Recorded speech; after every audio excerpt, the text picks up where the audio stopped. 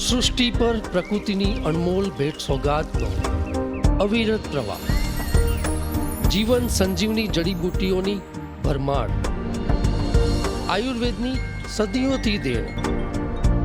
આયુર્વેદમ. નમસ્કાર દર્શક મિત્રો, હું અશોક મોદી અને મારી સાથે એમડી ડૉક્ટર હરિકૃષ્ણાબેન ભટ્ટ આપનું સ્વાગત કરીએ છીએ કાર્યક્રમ આયુર્વેદમ, સ્ત્રીરોગ અને સંતાન પ્રાપ્તિ. હરિકૃષ્ણબેન, આપનું સ્વાગત છે. નમસ્કાર દર્શક મિત્રો, હું doctor Harikrishnaben Bhatt, Ayurveda infertility clinic Jamnagar અને અમદાવાદ. હરિકૃષ્ણબેન, જે કાર્યક્રમમાં આપણે ઇન્ફર્ટિલિટીની અલગ અલગ સમસ્યાઓમાં આપણે અલગ અલગ બાબતો જોતા હોય છે અને એની ચર્ચા પણ કરતા હોય છે, એના કેટલાક સવાલો પણ હોય છે અને એના આપણે કેટલાક નિદાન પણ, સારવાર પણ જોતા હોય છે અને કરતા હોય છે અને સારી રીતે એને આપણે ટ્રીટમેન્ટ બી આપતા હોય છે.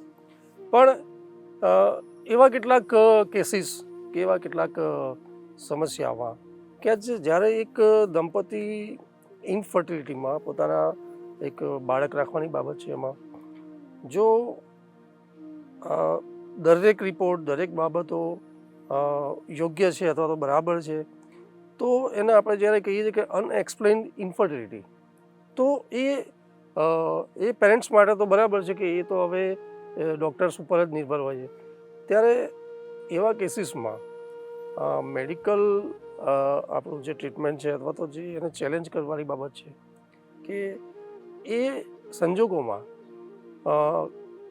ડૉક્ટર્સ પોઈન્ટ ઓફ વ્યૂ શું બાબતો રહેતી હોય છે કે ભાઈ, કે એમાં કોઈ ટાઈમ લેવાની બાબત છે કે કોઈ એક્સપેરિમેન્ટ બીજા કરવાના હોય છે કે એમાં કોઈ એક્સપ્લેન ન થાય તો ડૉક્ટર્સ પોઈન્ટ ઓફ વ્યૂ શું કરવું જોઈએ? અથવા તો પેરેન્ટ્સ તો બરાબર છે કે એ તો એમ કહી દે કે ભાઈ God knows, we try, doctors try, પણ doctors point of view, medical જે સાયન્સ છે એ પોઈન્ટ ઓફ વ્યૂ અને આયુર્વેદમાં આપ શું કહો? દર્શક મિત્રો, સંતાન પ્રાપ્તિ અને આયુર્વેદ એક આ સબ્જેક્ટ સાથે આપણે ઘણા સમયથી જોડાયેલા છીએ અને અવારનવાર આપણે કઈ રીતે બાળક રાખવું, સંતાન પ્રાપ્તિ માટે આપણે શું કરવું, અથવા સ્ત્રીઓ અથવા પુરુષોની અંદર કયા કારણો એવા હોય છે કે જેના કારણે આપણે કુદરતી રીતે બાળક મેળવી શકતા નથી. આના વિશે આપણે ઘણી બધી ચર્ચાઓ કરી છે. ઘણા બધા વિષયો, જેમ કે સ્ત્રીઓની અંદર અલગ અલગ વિષય હોય, પુરુષોની અંદર અલગ અલગ તકલીફો હોય, એના વિશે પણ આપણે ચર્ચાઓ કરી છે. અને આયુર્વેદની દ્રષ્ટિએ આપણે જે ચાર એના મેઇન વસ્તુઓ કીધેલી છે, ઋતુ, ક્ષેત્ર, અંબો અને બીજની ડિસ્કશન કરતા હતા. અને એમાં આજે આપણે એક પોઈન્ટ એ લઈએ છીએ કે ઘણી વખત ઘણા દંપતીઓ અનેક સવાલો લઈને આપણી પાસે આવતા હોય છે. એમાંનો એક સવાલ એના મા બાપનો એમ હોય છે કે બેન, મારા દીકરા અને વહુને મેં ઘણી બધી ટ્રીટમેન્ટો કરી, આયુર્વેદિક ટ્રીટમેન્ટ કરી, એલોપેથી ટ્રીટમેન્ટ કરી, આઈયુઆઈ કરાવ્યા, ઘરેલું નુસ્ખા પણ કર્યા, બંનેના શરીર સરસ છે, સ્વસ્થ છે, ક્યારેય કાંઈ બીમારી નથી થઈ, છતાં પણ બાળક રહેતું નથી.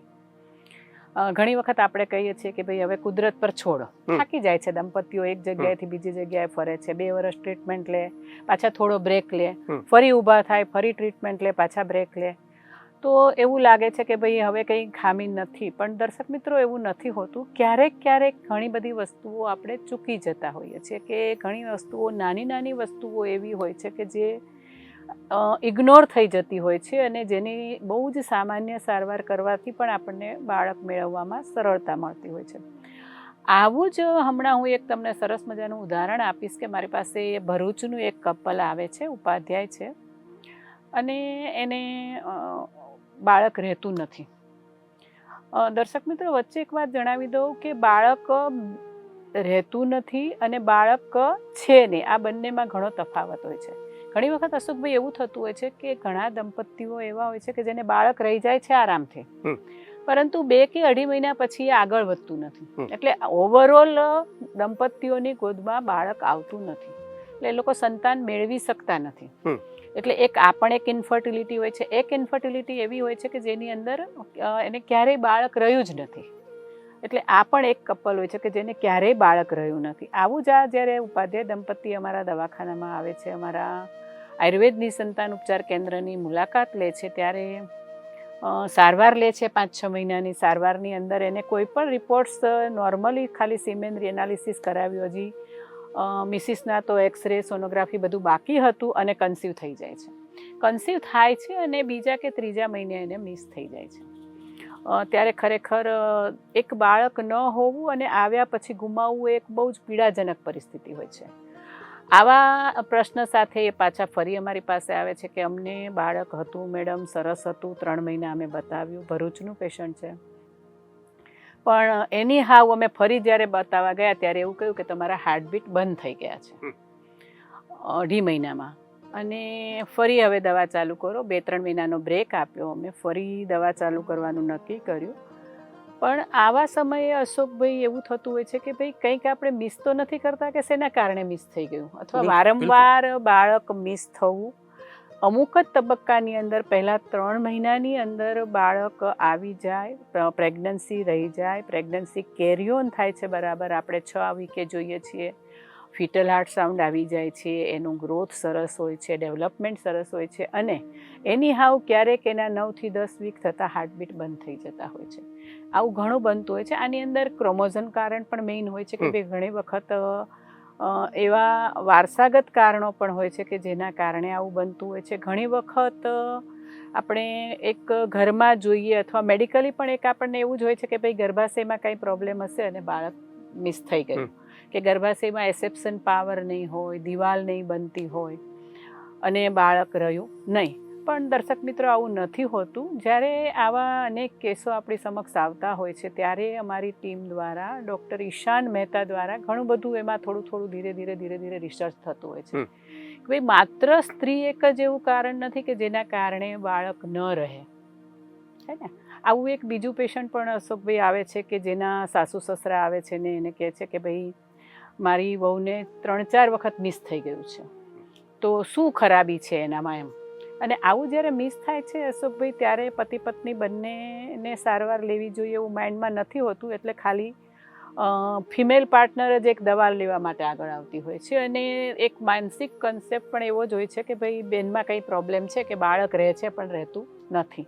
પણ દર્શક મિત્રો, અહીંયા જ્યારે આપણે એક ચૂક કરીએ છીએ ત્યારે હવે લેટેસ્ટ રિસર્ચ પ્રમાણે, અને આયુર્વેદમાં તો વર્ષો પહેલાં, કારણ કે આયુર્વેદ એક શાશ્વત વિજ્ઞાન છે, એની અંદર આપણે બહુ ચેન્જીસ કરવા પડે કે એની અંદર આપણે એવું કહીએ કે પહેલાં 5 મહાભૂત હતા અને હવે 6 થઈ ગયા, આવું નથી બનતું. અને આયુર્વેદની અંદર ત્યારે જ કહ્યું છે અશોકભાઈ કે જે પુરુષોનું શુક્ર ધાતુ છે એ પણ એક સ્ત્રી અને પુરુષ બંનેની અંદર ઉપયોગી ધાતુ છે. આ વસ્તુ એને વર્ષો પહેલાં શાસ્ત્રમાં દર્શાવેલી છે ઋષિ મુનિઓએ કે શુક્ર ધાતુ અદ્રશ્ય રૂપે સ્ત્રીઓની અંદર પણ છે અને એ એટલી જ ઉપયોગી છે કે જેટલી પુરુષોની ધાતુ છે, અને સ્ત્રીઓની અંદર પુરુષોનું શુક્ર પણ એટલું જ ઉપયોગી હોય છે. એના માટે એણે શબ્દ વાપરેલો છે અશોકભાઈ કે અંગાદ ભવતી, એટલે આખા શરીરમાંથી શુક્રની ઉત્પત્તિ છે. આપણે જનરલી સિમેનની ઉત્પત્તિ આપણે પ્રોસ્ટેટ ગ્લેન્ડમાંથી અથવા તો હાયર ઓથોરિટીમાંથી જે હોર્મોન્સ આવે છે એ 2 બાજુની જે ગોળી હોય છે ટેસ્ટિસ, એની અંદર એક એપિડેમિસનો ભાગ હોય છે, એમાં ઇફેક્ટ આપે છે અને એની અંદર શુક્ર બને છે સિમેન. પરંતુ એ શુક્રાણુ ત્યાં બનવા માટે શરીરના દરેક અવયવો અને સાથે 7 ધાતુઓનો ઉપયોગ થતો હોય છે. એટલે આયુર્વેદમાં કીધેલું છે અંગાત ભવતી અને હૃદયાદ અભિજાયતે, એટલે કે હૃદયમાંથી જ્યારે હર્ષ અને ઉલ્લાસ સાથે જ્યારે એક પ્રવૃત્તિ થાય છે ત્યારે શુક્રની ઉત્પત્તિ થાય છે. અને આપણે જોઈએ છીએ કે ટીન એજની અંદર સેમિન બનવાનું ચાલુ થાય છે એવું દર્શાવેલું હોય છે. હા, પણ નાના બાળકોની અંદર પણ શુક્ર હોય છે, પરંતુ જેમ આપણને અમુક ફૂલ કળી રૂપે હોય ત્યારે એની ખુશ્બુ આવતી નથી, એ જ રીતે એ શુક્રનું જે કાર્ય છે એ આપણને દેખાતું નથી. ટીન એજ આવ્યા પછી જે આપણને એ શુક્રના કાર્ય અથવા તો એ શુક્ર વિશેની જે સમજ છે એ આવતી હોય છે, અથવા પુરુષોની અંદર ટેસ્ટિસની અંદર એ વખતે આપણને શુક્રાણુનું પ્રોડક્શન દેખાતું હોય છે. તો જ્યારે આ ગર્ભસ્રાવ વારંવાર એક જ સમયે થતો હોય છે ત્યારે અશોકભાઈ એક મહત્ત્વનું કારણ એ છે કે જે શુક્રાણુઓ છે એની ગતિ અથવા તો એની મોર્ફોલોજી અથવા તો એના કાઉન્ટ અથવા એની ક્વોલિટી ખૂબ જ નબળી હોય.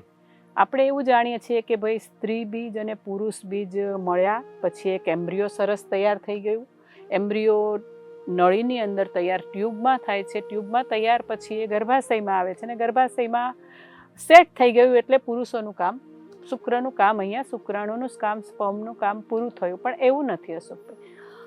2.5 થી 3 મહિનાની વચ્ચે 2 મહિના પછી જ્યારે પ્લાસન્ટા બનવાનું ચાલુ થાય છે ત્યારે પ્લાસન્ટા બનવાની અંદર શુક્રાણુના ક્રોમોઝોમનો મેઇન રોલ હોય છે.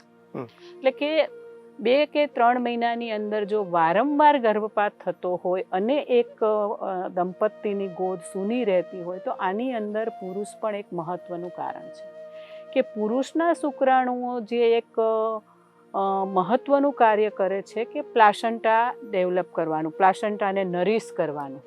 આ જો નબળા હોય તો એ કાર્ય પૂરું થતું નથી. પ્લાસન્ટા બનતા પહેલાં અથવા પ્લાસન્ટા બનવાના કાર્યમાં જ્યારે વિક્ષેપ પડે છે ત્યારે મિસ થઈ જતા હોય છે. એટલે આ એક કારણ દર્શક મિત્રો બહુ જ મહત્વનું હોય છે જે આયુર્વેદની અંદર વર્ષોથી એક દર્શાવેલું હોય છે કે ભાઈ વારંવાર મિસ થવાની અંદર જેટલું સ્ત્રીઓનું ગર્ભાશય કામ કરે છે અથવા સ્ત્રીઓના ઈંડા નબળા હોય, પુરુષોના ઈંડા નબળા હોય, બાળક રહી ગયું હોય પણ પછી એની હાવ જ્યારે મિસ થાય છે ત્યારે પ્લાસન્ટા ડેવલપ થવામાં જો ક્યાંક પ્રોબ્લેમ થતો હોય તો પણ આ પ્રશ્ન બનતો હોય છે. એટલે એક મહત્વનું કારણ આપણે અનએક્સપ્લેન ઇન્ફર્ટિલિટીનું આ પણ કહી શકીએ કે જો બાળક રહ્યા પછી જો મિસ થઈ જતું હોય અને એક બાળક ન મેળવી શકતા હોય તો ઘણી વખત માતાના ગર્ભાશયની અંદર જ્યારે બાળક રહે છે, બાળક મોટું થાય છે, હાર્ટબીટ આવી જાય છે અને એક સમય એવો આવે છે કે તે હાર્ટબીટ નથી રહેતા અથવા બાળક સુકાવા લાગે છે. તો મહત્વનું એક કારણ એ હોય છે કે શુક્રાણુઓની નબળાઈના કારણે પ્લાસન્ટા બનવામાં ક્યાંક પ્રોબ્લેમ થતો હોય છે અને એ બાળક મોટું નથી થતું અને ઇન્ફર્ટિલિટી રહે છે. બીજું મહત્વનું કારણ અશોકભાઈ જ્યારે આપણે અનએક્સપ્લેન ઇન્ફર્ટિલિટી સાથે આવે છે કે ભાઈ ઘણા સમયથી અમે સારવાર કરીએ છીએ, ઘણું કરીએ છીએ પણ સપોઝ શુક્રાણુ ઓછા છે તો અમે વોશ કરીને IUI કરાવીએ છીએ તો અમને બાળક રહેવું જોઈએ એમ. પરંતુ અશોકભાઈ શુક્રાણુ એ આખા શરીરનું ઓજ છે. એટલે એની અંદર જો કાઉન્ટ ઓછા હોય અને આપણે વોશ કરાવ્યા પછી સારા સ્પર્મ લઈએ અથવા તો સારા સ્પર્મ આપણે IVFની અંદર અમુક ટ્રીટમેન્ટ પછી લઈએ ઈક્ષી દ્વારા, છતાં પણ IVF ફેલ જતા હોય છે. એનું એક કારણ એ હોય છે અશોકભાઈ કે ઘણા બધા એવા હાર્મફુલ કારણો હોય છે કે જે એની ક્વોલિટી ડાઉન કરી નાખતા હોય છે. એની અંદર મહત્વનું કારણ છે, મેં આપને બતાવ્યું એમ કે જે મારું એક પેશન્ટ છે જે ઉપાધ્યાય ભરૂચમાં રહેતા હતા અને બીજી વખત અશોકભાઈ એને જ્યારે કન્સીવ થયું ત્યારે 5-5.5 મહિના સુધી એની પ્રેગ્નન્સી રહી અને મિસ થઈ ગયું. ત્યારનું કારણ જાણવાની કોશિશ કરી તો અશોકભાઈ એની ટ્રાન્સફર અંકલેશ્વર થઈ. અંકલેશ્વરની અંદર એનું જે રેસિડેન્શિયલ એરિયા હતું 3-4 વર્ષના ગાળાથી એ લોકો એ જ એરિયામાં રહેતા હતા કે જ્યાં ખૂબ જ પ્રદૂષણ હતું, લેડ ટોક્સિક બનતા હતા, નાઇટ્રોજનના ટોક્સિકો હતા અને એ જ એના શ્વાસમાં લેવાતા હતા અને એના કારણે એની સ્પર્મની ક્વોલિટી બરાબર નહોતી. જ્યારે આપણે ફરી એના સ્પર્મના એનાલિસિસ કરાવીએ છીએ, બેનના સોનોગ્રાફી રિપોર્ટ કરાવીએ છીએ, ઈંડાની ક્વોલિટી વિશે જાણીએ, વારંવાર સોનોગ્રાફી કરાવીએ છીએ, બધું જ જ્યારે નોર્મલ આવે છે ત્યારે એક આ કારણ આવે છે અને હાલમાં જ છેલ્લા 1-1.5 વર્ષથી એને પોતાનું રેસિડન્સ, પોતાની જોબ ચેન્જ કરીને આજે 7મા-8મા મહિના સુધી પહોંચી ગયા છે. એટલે આ એક અનુભવનું એક કારણ છે કે કેમિકલવાળા વાતાવરણની અંદર સતત રહેવાથી અથવા સતત ગરમી પાસે રહેવાથી રિપોર્ટ્સની અંદર આપણને શુક્રાણુઓ દેખાતા હોય છે. ઘણીવાર મિનિમમ મોર્ટિલિટીની અંદર પણ બાળક રહી જતું હોય છે કારણ કે બાળક રહેવા માટે એક જ સ્પર્મ હોય છે, જોઈતું હોય છે. તો આ એક સ્પર્મ દ્વારા બાળક રહેતું હોય છે પરંતુ એ જે એમ્બ્રિયો બને છે સ્ત્રી બીજ અને શુક્ર બીજથી એ એમ્બ્રિયોની ક્વોલિટી એટલી સારી નથી હોતી કે જે આપણને પૂરા મહિને તંદુરસ્ત બાળક આપી શકે. તો અશોકભાઈ આપે જે વાત કરી કે અનએક્સપ્લેન ઇન્ફર્ટિલિટીની અંદર આપણે જ્યારે વિચારીએ છીએ ત્યારે આવા નાના કારણો ઘણી વખત મિસ થઈ જતા હોય છે કે ભાઈ માત્ર સ્ત્રીઓની અંદર ગર્ભાશયમાં સોજો તો નથી, ગર્ભાશયમાં TB તો નથી, ગર્ભાશયમાં ફાઇબ્રોઇડ તો નથી, આવા કારણો જ આપણે જોતા હોઈએ છીએ. પણ શુક્રની અંદર એવા ઘણા કારણો છે. એક વિશેષ કારણ અશોકભાઈ એ પણ છે શુક્રની ક્વોલિટી અથવા સ્પર્મની ક્વોલિટી ખરાબ કરવામાં વારંવાર થતું ઇન્ફેક્શન. જ્યારે એક્સ્ટ્રા મેરિટલ અફેર હોય, રિલેશનશીપ રખાતી હોય અથવા અનપ્રોટેક્ટ સેક્સ્યુઅલ રિલેશન હોય ત્યારે આવા જે સેક્સ્યુઅલ રિલેશન રાખવાના કારણે ઘણી વખત સેક્સ્યુઅલ ટ્રાન્સમિટર ડિસીઝ થતા હોય છે. અને આ ડિસીઝના કારણે અવારનવાર નાના નાના ઇન્ફેક્શનો થતા હોય છે, લોકલ એપ્લાય કરવાથી મટી જતા હોય છે. અને આ જે ઇન્ફેક્શનો છે અશોકભાઈ, એ સ્પર્મ પ્રોડક્શનમાં અને સ્પર્મની ક્વોલિટીમાં ખૂબ જ એની ગુણવત્તામાં ઘટાડો કરતા હોય છે. એટલે આવું જ્યારે હોય છે ત્યારે પણ સ્પર્મની ગુણવત્તા ખૂબ જ ઓછી થઈ જતી હોય છે. અને આવી ઓછી ગુણવત્તાવાળા સ્પર્મ દ્વારા જ્યારે પ્રેગ્નન્સી રહેતી હોય છે ત્યારે એ પ્રેગ્નન્સી પૂરા મહિને કેરી ઓન થવાના ચાન્સ નથી રહેતા, અથવા તો પ્રેગ્નન્સી રહેવામાં જ તકલીફ પડતી હોય છે. એટલે સામાન્ય આપણે રિપોર્ટ જોઈએ તો આપણને એવું લાગે કે ભાઈ ના, બહુ સરસ રિપોર્ટ છે, સ્પર્મની મોર ધેન 20% છે. કારણ કે WHO અત્યારે 15થી 20 મિલિયન સુધીના જો નોર્મલ કાઉન્ટ હોય તો આપણે IUI દ્વારા બાળક કરી શકતા હોય છે. નેચરલ પણ બાળક રહેવાના ચાન્સ હોય છે. પરંતુ જ્યારે આ કાઉન્ટ સારા હોય, 25 મિલિયન 30 મિલિયન હોય, મોર્ટિલિટી પણ હોય, પણ અવારનવાર અશોકભાઈ જ્યારે રિપોર્ટની અંદર પસ સેલ્સ આવતા હોય, અવારનવાર કોઈ ઇન્ફેક્શન થતું હોય, એક મહત્વનું કારણ એ પણ છે કે સામાન્ય જો પુરુષોને તાવ આવતો હોય તો સામાન્ય આવેલો તાવ પણ ઇન્ફેક્શન કરી અને પુરુષોની શુક્રાણુ પર અસર કરતો હોય છે. અને બીજા કોઈ એવા ઇન્ફેક્શન હોય, લોકલ વારંવાર પેશાબની અંદર જો રસી થતી હોય તો પેશાબના કારણે પણ ઘણી વખત શુક્રાણુની અંદર પસ સેલ્સ આવતા હોય છે. અને એ પસ સેલ્સના કારણે શુક્રાણુની સ્પર્મની ક્વોલિટી બહુ જ ખરાબ થતી હોય છે. અને એ બાળક રાખવામાં આપણને મદદરૂપ થવાના બદલે એ શુક્રાણુથી જ્યારે બાળક રાખવાની કોશિશ કરીએ છીએ ત્યારે કાં તો અધૂરા મહિને બાળક આવે છે, અથવા તો ક્વોલિટી વગરના એમ્બ્રિયો બનવાના કારણે એ બાળક ગર્ભાશયની અંદર ચોંટી શકતું નથી, એનું ઇમ્પ્લાન્ટેશન પ્રોપર થઈ શકતું નથી.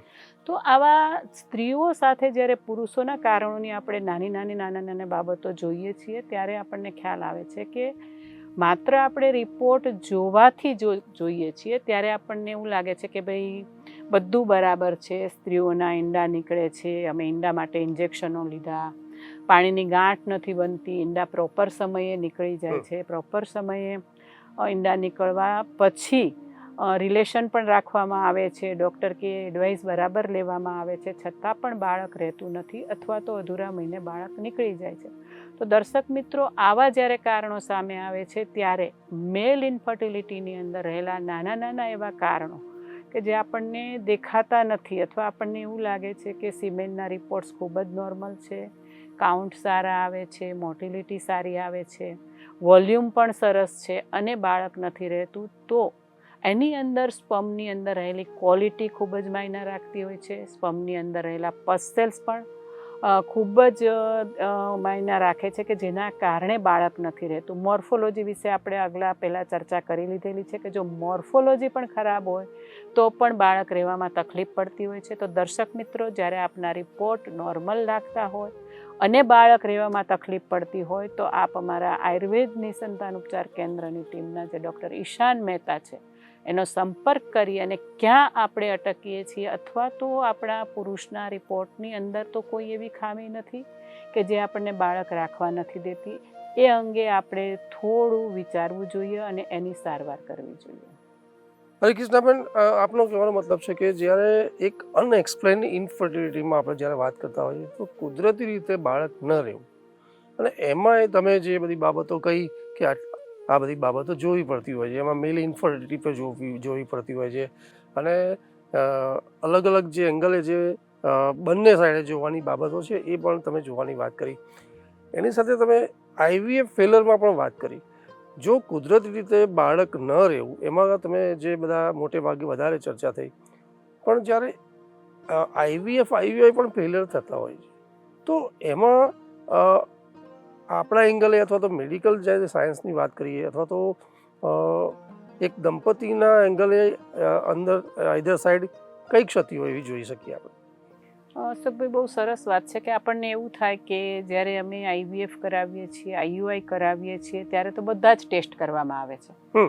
જનરલી સ્પર્મ મોર્ફોલોજી ખરાબ હોય કે સ્પર્મ ઓછા હોય તો એ લોકો સારા સ્પર્મનું કલેક્શન કરી અને માઇક્રોટીશા અથવા તો ઈક્ષી દ્વારા બાળક રાખવાની કોશિશ કરતા હોય છે કે એ કરી અને બાળક રાખવું. પણ આની અંદર પણ અશોકભાઈ ઘણા બધા કારણો એવા હોય છે કે જે આપણે કારણોની, અથવા તો IVF એક પ્રોસિજર એવી છે અશોકભાઈ કે જેની અંદર સપોઝ 5 મિલિયન કાઉન્ટ્સ આવે છે, મોર્ટિલિટી 2% 3% હોય છતાં પણ એને આપણે પ્રોસિજર દ્વારા લઈ અને માઇક્રોટીશા અથવા તો ઇક્ષી દ્વારા બાળક કરવામાં આવે છે અને રહેતું પણ હોય છે. ઘણી વખત બાળક નથી રહેતું એવું પણ નથી. આવા સ્પમની અંદર પણ અશોકભાઈ જ્યારે એની એક ક્વોલિટી મેન્ટેન નથી થતી, આયુર્વેદની અંદર અશોકભાઈ 3 પ્રકારના દોષ કીધેલા છે. આ દોષાવૃત જ્યારે સિમેન હોય છે અથવા તો શુક્રાણુ જ્યારે દોષાવૃત હોય છે ને, આવા દોષાવૃત શુક્રાણુઓનું આપણે જ્યારે આઈવીએફની અંદર એનો ઉપયોગ કરવામાં આવે છે, એની અંદર જેમ આપણે વિચારીએ છીએ કે ઘણી વખત સ્ત્રીઓની અંદર ઈંડા જે નીકળતા હોય છે એ નીકળે, મોટા થાય અને ન ફાટતા હોય તો આઈવીએફની અંદર એના અમુક પ્રકારના ઇન્જેક્શનો આપવામાં આવતા હોય છે કે એના દ્વારા એની ક્વોલિટી સારી કરવામાં આવે છે. ઘણી વખત 2 થી 3 મહિના સ્ત્રીઓના ઈંડા માટે મલ્ટીવિટામિન્સ અપાતા હોય છે કે ભાઈ એની ક્વોલિટી ખરાબ હોય, ઈંડાની સિસ્ટ બની જતી હોય અથવા જેટલા આપણે આઈવીએફ માટે જેટલા ઈંડા નીકળવા જોઈએ એટલા ઈંડા ન નીકળતા હોય તો ઓવરી ઇન્ડ્યુસ કરવામાં આવે છે. પરંતુ પુરુષો માટે આવી કોઈ એવી ખાસ ટ્રીટમેન્ટ કરવામાં આવતી નથી. જેટલા મિનિમમ સ્પમ હોય એને લઈ અને આઈવીએફની ઇક્ષી અથવા માઇક્રોટેશા પ્રોસિજર કરે છે અને ઘણી વખત એ બાળક રહેતું નથી અને આઈવીએફ ફેલ જાય છે.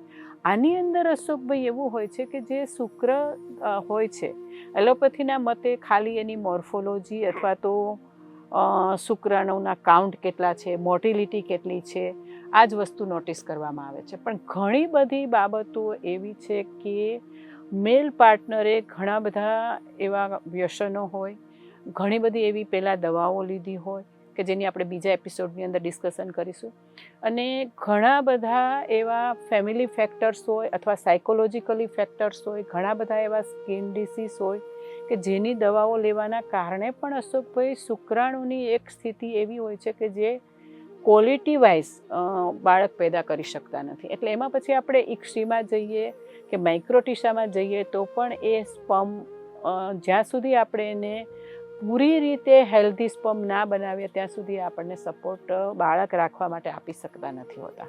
એટલે આવા કેસની અંદર અશોકભાઈ આજે અમે જોયું છે ઘણા બધા આઈવીએફ સેન્ટર દ્વારા સાથે અમારી લોકોની એક કોલિબ્રેશન હોય છે કે જ્યારે બધું જ બરાબર છે, ઈંડા નીકળે છે, ગર્ભાશયની દિવાલના બધા જ ટેસ્ટ થઈ ગયા છે કે ભાઈ જ્યારે દિવાલ સારી બને ત્યારે જ એ લોકો ટ્રાન્સફર કરે, એના માટે એક એરા ટેસ્ટ કરવામાં આવે છે, એ પણ કરાવી લીધેલો હોય છે. પછી ઘણી વખત એવું બનતું હોય છે અશોકભાઈ કે 3rd ડે ટ્રાન્સફર 8 સેલનું એમ્બ્રિયો હોય, 12 સેલનું એમ્બ્રિયો હોય અને ટ્રાન્સફર કર્યું હોય છતાં પણ ફેલ જાય, ત્યારે એક એ લોકોને પણ એક ક્વેશ્ચન થાય છે કે ભાઈ ઈંડાની તો એમ્બ્રિયોની બધી જ વસ્તુઓ કરી લીધી છે, ત્યારે સ્પમ અંગે જો બહુ જ ઓછા કાઉન્ટ હોય તો આપણે એની આયુર્વેદિક ટ્રીટમેન્ટ કરીએ, કારણ કે એલોપેથીમાં ખાસ આના માટે કોઈ સારવાર હોતી નથી. એટલે એલોપેથીના ડૉક્ટરો પણ એક ત્યાં આવીને એક એડવાઇસ આપે છે કે હવે તમે એવું કરો, બ્રેક લો, 5-6 મહિના આયુર્વેદિક દવા કરો, તમારો સ્પમ રિપોર્ટ નોર્મલ કરો અને પછી બાળક કરો. એટલે આઈવીએફ માટે આપણે જે વાત કરી તો આઈવીએફની અંદર પણ જ્યારે ફિમેલ ફેક્ટરની અંદર બધું જ બરાબર હોય ત્યારે મેલ ફેક્ટરની અંદર શુક્રાણુ ન હોવા, ઓછા હોવા, પસેલ્સ હોવું, મોર્ફોલોજી ખરાબ હોવી. અને દર્શક મિત્રો, આની સાથે એક હજી વધારેની એક વસ્તુ છે કે સ્પમ ડીએનએ ફ્રિગમેન્ટેશન રેટ હાઈ હોવો. આ બધી લાંબી વસ્તુઓ છે, નેક્સ્ટ એપિસોડની અંદર આપણે ડિસ્કસ કરીશું કે જ્યારે બાળક નથી થતું ત્યારે પુરુષના સ્પમ ફેક્ટરની અંદર સ્પમ ડીએનએ ફ્રિગમેન્ટેશન ક્યાં સુધી કામ કરે છે. ધન્યવાદ. હરિકૃષ્ણ, આપનો ખૂબ ખૂબ આભાર, ધન્યવાદ કે આજના એપિસોડમાં જે અનએક્સપ્લેન ઇન્ફર્ટિલિટીની જે વાત કરી કે એક કુદરતી રીતે બાળક ન થવું, અને એમાં આપણે તમે મેલ ઇન્ફર્ટિલિટીની પણ કેટલીક ક્ષતિઓની વાત કરી, અને એમાં જ્યારે આઈવીએફ આઈયુઆઈ પણ એક સ્ટેજે આપણે જોઈએ કે ફેલ થાય છે, તો બાળક ન રહેવું એ જ ફક્ત સમસ્યા નહીં, પણ કેરી ના થતું હોય 3, 4, 5 મહિને પણ જો મિસ કેરેજ થતા હોય તો એ અનએક્સપ્લેન ઇન્ફર્ટિલિટી છે. પણ એમાં આપણે હજી જોઈશું કે આપણે સમસ્યાઓ જોઈ છે, એમાં પ્રશ્નો આજે થોડાક એમાં આપણે સમસ્યાઓમાં આપણે કેટલાક કારણો જોઈએ એમને વાત કરી. પણ નેક્સ્ટ એપિસોડમાં હરિકૃષ્ણબેન આપણે એના ટ્રીટમેન્ટ શું છે અથવા તેમાં કેટલા ચાન્સીસ કઈ રીતે લેવાતા હોય છે અને એ પૂરી રીતે આપણે એમાં સમજ સાથે વાત કરીશું. અત્યારે રજા આપશો. નમસ્કાર. નમસ્કાર દર્શક મિત્રો. આયુર્વેદે ઝીલ્યો પડકાર, હર ઘર બાળકો. ધન્યવાદ.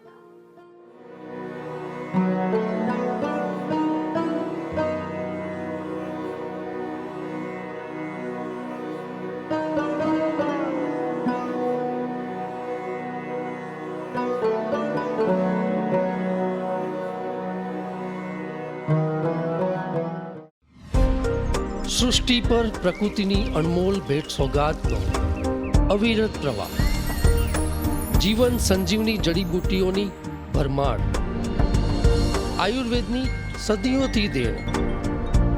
આયુર્વેદમ